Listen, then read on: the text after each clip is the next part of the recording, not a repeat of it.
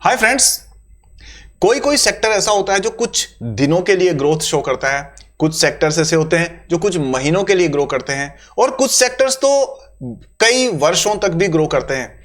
लेकिन कोई कोई इक्का दुक्का सेक्टर ऐसा होता है जो मल्टी ईयर्स के लिए यानी डेकेड्स तक के लिए एक लॉन्ग टर्म ग्रोथ स्टोरी बन जाता है और उसमें जो इंटरेस्टेड लोग होते हैं उनको इसका फायदा मिलता है। दोस्तों, ऐसा ही एक सेक्टर है जिसपे सभी का इन दिनों में ध्यान है और वो है Indian defence sector. From net importer to now exporter, net exporter of 23,000 crore rupees of defence equipment, defence sector India का एक आत्मनिर्भर भारत की राइजिंग स्टोरी है। लेकिन क्वेश्चन ये है, क्या इस सेक्टर में सारी कंपनीज बहुत अच्छी है? तो ऐसा बिल्कुल जरूरी नहीं है। आज इस सेक्टर की एक बहुत इंपॉर्टेंट कंपनी को हम एनालाइज करेंगे और देखेंगे कि उसमें कितना पोटेंशियल है। तो चलिए शुरू करते हैं। मैं आपका दोस्त सागर शर्मा, सागर नॉमिक्स पे आपका स्वागत करता हूं। Let's begin. यहां पर डिफेंस सेक्टर के बारे में हम बात करते हैं। तो सबसे पहली बात, इंडिया का डिफेंस सेक्टर जो है यहां पर 50,000 करोड़ रुपीस का एक ड्रीम है एक्सपोर्ट्स का। नेट एक्सपोर्ट हम इतना करना चाहते हैं। अभी कितना कर रहे हैं? अभी हम कर रहे हैं 23,000 करोड़ रुपीस के आसपास।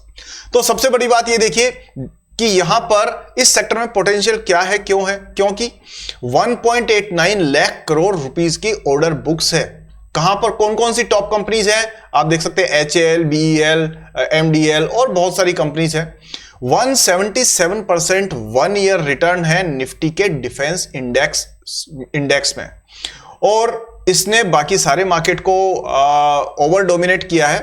ये मेक इन इंडिया जो हमारे गवर्नमेंट और इंडियन ड्रीम है बेसिकली, उसका 75% of its capital acquisition budget इस साइड में जा रहा है। 23,000 करोड़ रुपीस जो डिफेंस इंपोर्ट थे वहां से हम एक्सपोर्ट, मतलब हम नेट एक्सपोर्टर हो गए हैं। और ये कितना राइज है पिछले 10 साल में? 10%, 20, नहीं, 100% नहीं, 1117, 1117% of rise in a decade, यानी लास्ट 10 ईयर्स में। और ड्रीम है कि हमारा टारगेट है कि 50,000 करोड़ पास करेंगे हम लोग 2029 में, यानी आज से सिर्फ 4 साल के अंदर वी विल डबल इट।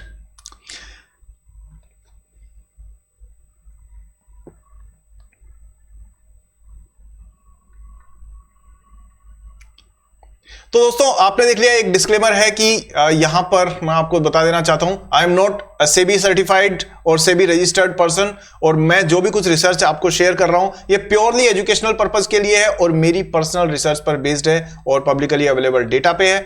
आप अपनी इन्वेस्टमेंट एडवाइस रिकमेंडेशन अपने किसी जानकार के थ्रू करके फिर अपना डिसीजन लीजिए। There is no guarantee, there is no tips, ठीक है? It's a pure play research which I am sharing with you. चलिए, तो अब दोस्तों इसके बाद बात करते हैं GRSE। नाम सुना होगा?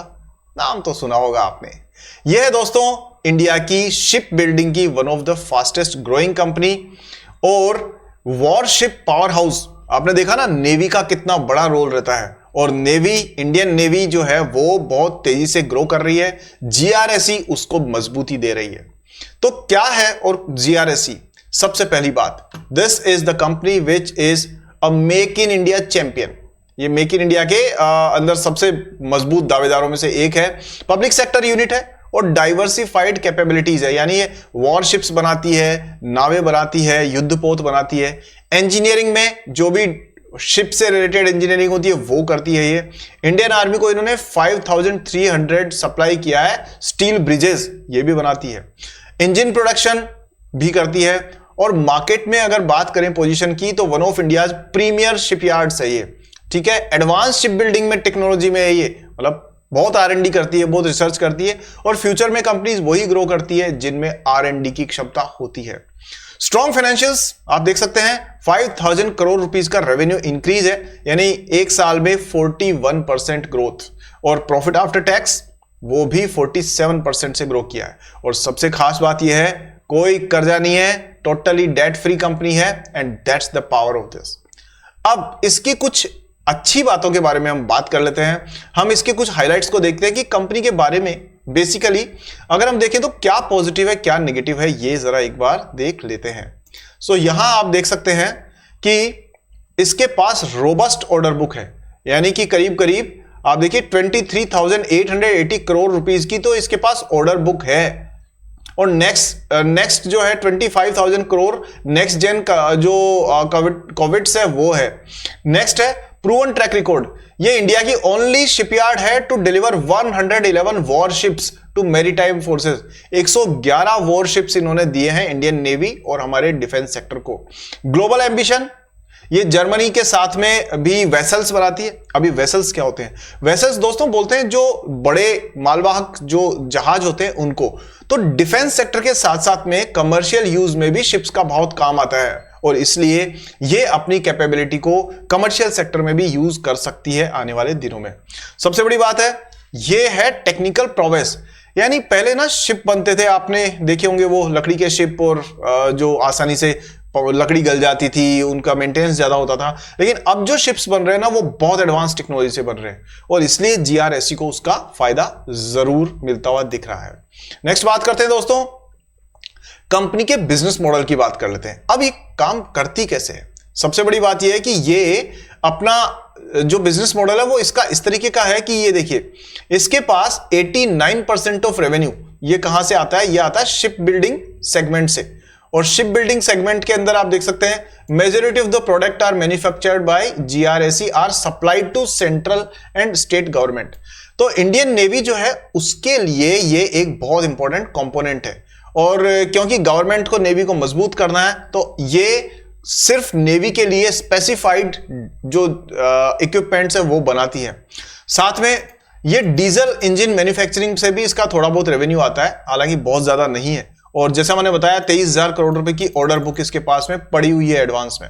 तो इस तरह से बहुत सारे प्रोजेक्ट्स इन्होंने कंप्लीट किए हैं और बहुत सारे प्रोजेक्ट इनके पाइपलाइन में है। अब ये दोस्तों इसका ओवरऑल बिजनेस मॉडल हो गया कि ये शिप्स बनाती है और जो डिफेंस इक्विपमेंट्स जिनको चाहिए होते हैं उनको सप्लाई करती है। फाइनेंशियल्स पे बात करें तो देखिए यहां से ना हमारा बिजनेस एनालिसिस वाली मेन चीज शुरू होती है जो आप समझ सकते हैं। बिजनेस मॉडल लेकिन बहुत जरूरी है जानना और इसी तरह से बहुत जरूरी है जानना यह कि कंपनी का मैनेजमेंट क्या करता है। दोस्तों जब भी कभी बात होती है कि हम किसी कंपनी को एनालाइज करें तो हमें जरूर पता होना चाहिए कि सबसे इंपॉर्टेंट चीज होती है उस कंपनी का मैनेजमेंट और उसका बिजनेस मॉडल।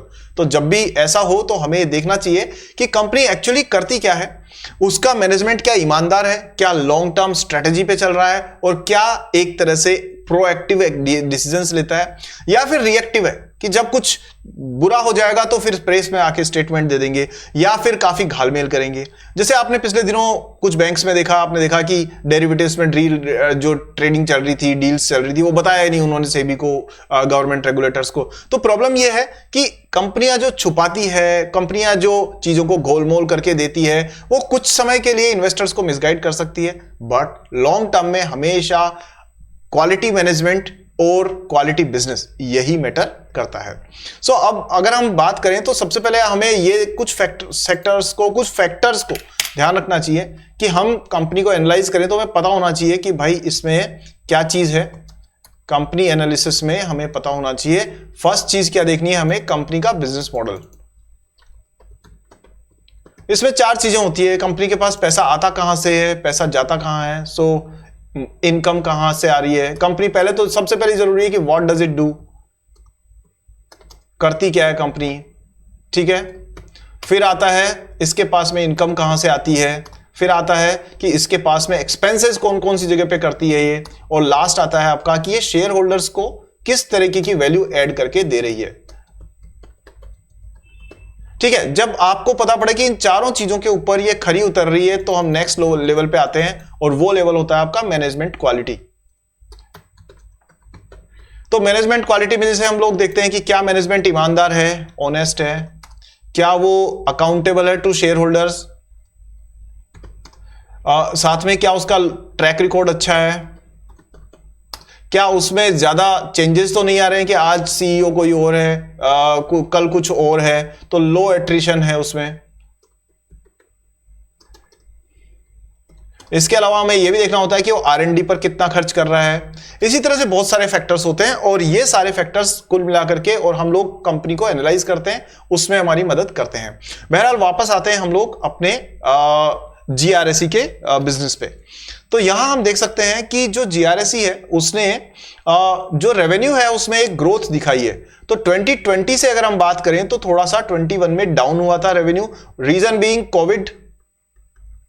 उसके बाद में 21 के बाद आपने देखा होगा कि वॉर्स शुरू हो गए थे 21 से 22 के बीच में, रशिया यूक्रेन वॉर शुरू हुआ, फिर उसके बाद में इजराइल वाला इश्यू आया, फिर उसके बाद में जियोपॉलिटिकल टेंशंस चलती रही। तो जैसे जैसे अनसर्टेनिटी दुनिया में बढ़ी वैसे वैसे डिफेंस सेक्टर का राइज हुआ और उसी में जीआरएसई का रेवेन्यू बढ़ता हुआ आपको दिख रहा है। सो जहां पर ये पहले आप देख सकते हैं बहुत कम था रेवेन्यू, वहां से यानी करीब 1300 करोड़ रुपए से 1900 करोड़ हुआ और फिर उसके बाद में ये रेवेन्यू बढ़ करके 27 करोड़ ये हुआ है आपका 22 से 23 में, and then it has gone to 38 crore. अब ये राइज देखिए आप कि बिल्कुल स्टीप राइज है और सेम राइज आपको स्टॉक प्राइसेस में इसकी में नजर आएगा। अब बात करते हैं हम लोग, ये तो था रेवेन्यू, बट देखो दोस्तों रेवेन्यू ना एक पार्ट ऑफ द स्टोरी है, बट असली पार्ट क्या है? असली पार्ट है प्रॉफिट, क्योंकि अल्टीमेटली कंपनी की ग्रोथ प्रॉफिट पर डिपेंडेंट है। तो यहां हम देखें कंपनी के जीआरएसई के प्रॉफिट को, तो ये जहां पर 2020 में 163 करोड़ था, फिर ये थोड़ा सा रेवेन्यू भी डाउन हुआ था कोविड में, तो ये डाउन हुआ। लेकिन अगर 2021 से लेके 2024 को देखें तो ये प्रॉफिट आपको लगातार राइज होता हुआ नजर आ रहा है। तो ये 150 करोड़ से करीब करीब 2x से भी ज्यादा हो चुका है, दैट इज 350 करोड़ से ज्यादा। ये स्टोरी है लास्ट 3 साल की सिर्फ। That means company is doing good, यानी बिजनेस इसका ठीक चल रहा है। नेक्स्ट बात करते हैं कि क्या ये शेयर होल्डर्स की भी परवाह करती है और क्या इसके शेयर होल्डर्स डाइवर्सिफाइड है या एक ही टाइप के हैं। देखो हमेशा ध्यान रखिएगा कि जब भी कोई कंपनी सिंगल कस्टमर पे डिपेंडेंट होती है तो वो हमेशा एक रिस्की कंपनी होती है। मैं आपको 2-3 कंपनीज के ऐसे नाम बता सकता हूं, but that is not the purpose of this video. इसी तरह से क्या कंपनी की शेयर होल्डिंग सिर्फ एक ही टाइप के लोगों के पास है या एक ही व्यक्ति के पास है, तो वहां हमेशा रिस्क ज्यादा होती है। इसलिए जितना डाइवर्सिफाइड शेयर होल्डिंग होगी उतनी ही कंपनी की थोड़ी स्टेबिलिटी नजर आती है। यहां पर हम देख सकते हैं कि कंपनी के 74% जो है वो तो प्रमोटर्स के पास शेयर होल्डिंग है इसकी, 19% इसकी रिटेल के पास है और एफआईआईज ने सिर्फ 3.84% ली है। अब एफआईआईज ने अपनी शेयर होल्डिंग कम क्यों रखी है, इसकी भी वजह हो सकती है, और उसकी वजह यह है कि हिस्टोरिकली दोस्तों हमारी इंडस्ट्री को ना, मतलब हमारी डिफेंस इंडस्ट्री को ऐसा नहीं माना जाता कि हम लोग बहुत जबरदस्त हैं। ये तो पिछले कुछ टाइम में हमने अपनी कैपेबिलिटीज को एक शोकेस किया है और दुनिया का ध्यान हमने खींचा है। अदरवाइज तो हम डिफेंस इंपोर्टर ही थे, हम रशिया से भी हथियार खरीदते थे, हम यूएस से भी खरीदते थे, हम फ्रांस से खरीदते थे और बाकी जगह से भी खरीदते थे, और इसीलिए हमारी डिफेंस सेक्टर की मैन्युफैक्चरिंग कैपेबिलिटी अब सामने आनी शुरू हुई है, और इसलिए एफआईआईज का रुझान इसके बाद आपको देखने को इसमें मिल सकता है। अब जरा देखें कंपनी की कि स्वॉट एनालिसिस क्या है, स्वॉट क्या ताकत है कंपनी में, क्या कमजोरी है कंपनी की, ये सब देखें। तो दोस्तों सबसे बड़ी जो स्ट्रेंथ है कंपनी की वो है इसकी स्ट्रॉन्ग प्रेजेंस। ये अपने आप में एक नाम है और इसका डिस्ट्रीब्यूशन नेटवर्क अच्छा है। सबसे बड़ी बात यह है कि ये इसकी वीकनेसेस जो सबसे अच्छी बात यह है कि ये कंपनी राइजिंग फील्ड को एड्रेस करती है, दैट इज डिफेंस। और सबसे इसकी जो प्रॉब्लम है वो प्रॉब्लम क्या है दोस्तों, एक तो यह है कि मैं आपको प्रॉब्लम्स वैसे बता देता हूं। अगर मैं जीआरएसई की प्रॉब्लम्स की बात करूं तो यहां पर सीधी बात यह है, पहली प्रॉब्लम जो है कंपनी की वो है आपकी कि ये जो कंपनी है वो एक लॉन्ग जेस्टेशन पीरियड वाली कंपनी है। मतलब कि इसमें जो प्रोजेक्ट होते हैं वो यहां पर ऐसा नहीं है कि आज आपने शिप बिल्डिंग का ऑर्डर दिया और लॉन्ग जेस्टेशन पीरियड, मतलब कल आपको शिप बन करके मिल गया। तो ये एक प्रॉब्लम है कि यहां क्या होता है कि आज अपन ने कोई ऑर्डर मिला है तो उसके बाद में उसको बनने में, शिप को डिलीवर होने में ही कई वर्ष लग जाते हैं।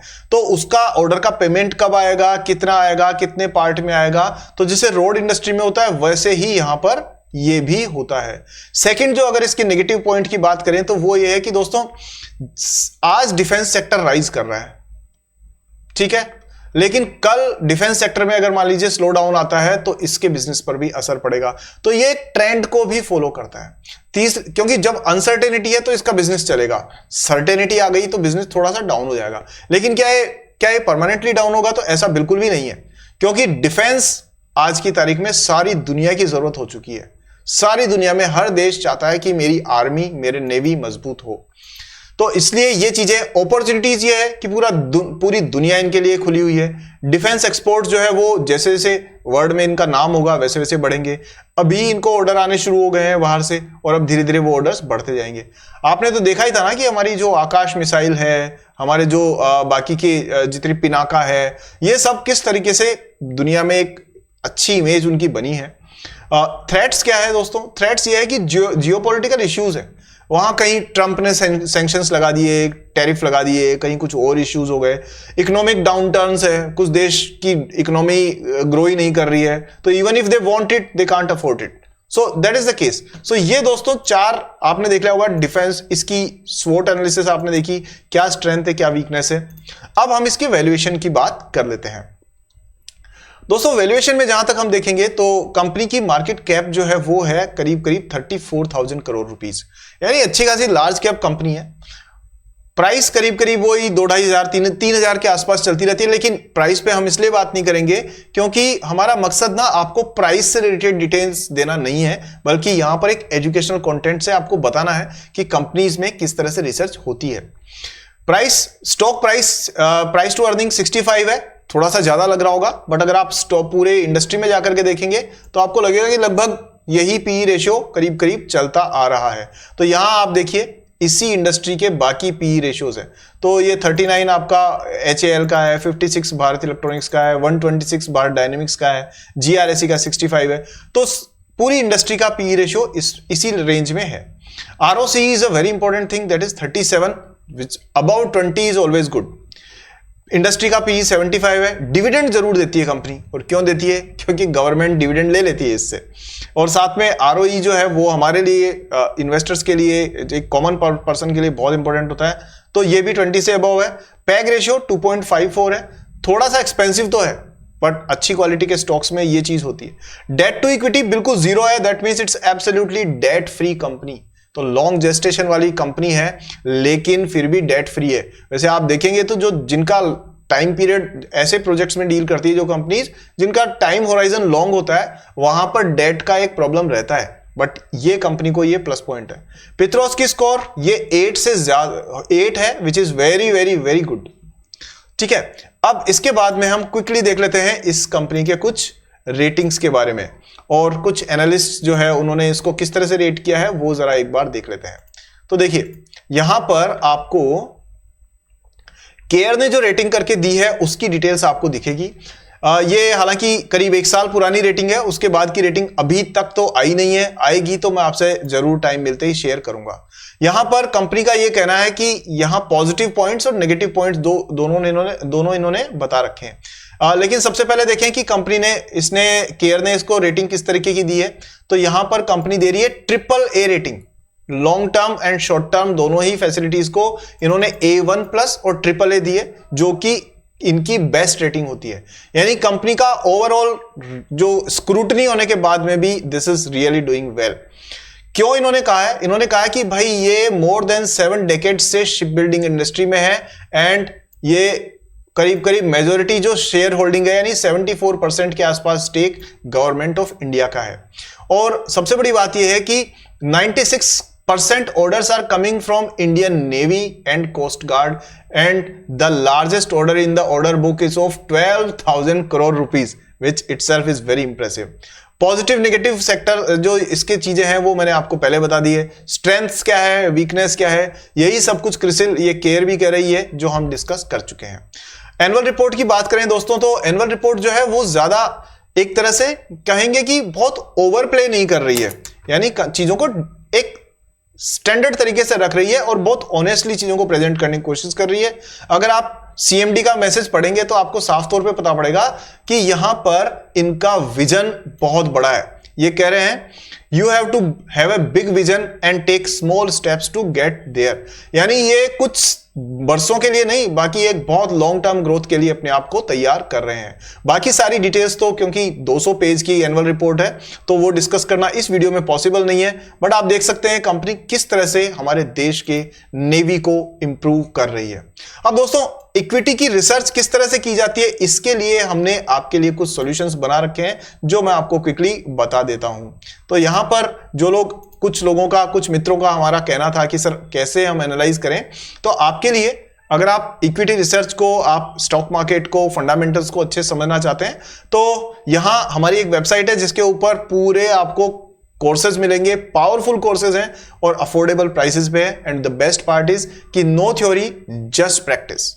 ठीक है, how to pick the stocks, right stocks, how to master technical charts, how to use money management, सब पे कोर्सेज हैं। आज ही जाकर के वीडियो को, इसको वेबसाइट को चेक करिएगा learn.sagarnomics.com पर, और यहां पर 99 रुपीज से आपको कोर्सेज शुरू होते हैं, फ्री कोर्सेज भी हैं, life time access, easy to follow lessons, any time anywhere you can learn it. और सबसे बड़ी बात है कि हमारे जो लर्नर्स है उन्होंने कहा है your content give me clarity I couldn't find anywhere else.